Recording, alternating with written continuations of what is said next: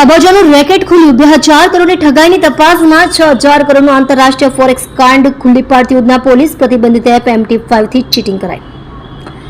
Online ચીટિંગના 2000 કરોડના સૌથી મોટા ઇન્ટરનેશનલ રેકેટની તપાસમાં ઉધના પોલીસે 6000 કરોડનું આંતરરાષ્ટ્રીય ફોરેક્સ ટ્રેડિંગનું રેકેટ પકડી પાડ્યું છે. આ ટ્રેડિંગમાં કાપડના વેપારીને મહિને 5% કમિશન આપવાની લાલચ આપી ઠગ ટોળકી 39 લાખ પડાવ્યા હતા. વેપારીએ મિક ખોખરના કહેવાથી આ રકમ રોકી હતી. મિત હાલમાં 2000 કરોડની ઓનલાઈન ચીટિંગમાં લાજપોર જેલમાં છે, જ્યારે મુખ્ય સૂત્રધાર વિશાલ સાંકળા સરિયા અને અંકુર પટેલ દુબઈમાં બેસીને વેપલો કરી રહ્યા છે. અન્ય આરોપીઓ વિશાલ લીંબાણી, મેહર શાહ અને પિયુષ કુકડિયા ફરાર છે. ટૂંકમાં આ રેકેટમાં 6 આરોપી છે, જે પૈકી મિતની ઉધના પોલીસ ટ્રાન્સફર વોરંટથી આગામી દિવસમાં ધરપકડ કરશે. વિશાલ મિતનો મામો છે.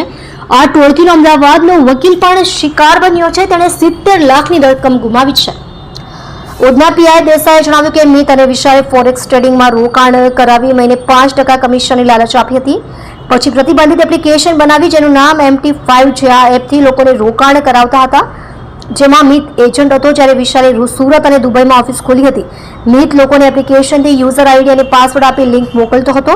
લોકોએ રોકાણ કરેલા રૂપિયા USDTમાં એપ્લિકેશનના ખાતામાં દેખાતા હતા. પછી શેરની જેમ ભાવ ઉપર નીચે થયા કરતા હતા. મહિને જ્યારે કમિશન આપવાનું આવે ત્યારે એપમાં કમિશન દેખાય, પરંતુ વિડ્રોલ કરી શકાય નહીં, એટલે ટોળકી શરૂઆતમાં આંગળીયા મારફતે કમિશન આપતી.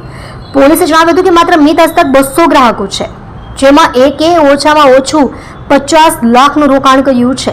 આવા 200 ગ્રાહકો હોય તો આંકડો 6000 કરોડને પાર થાય છે.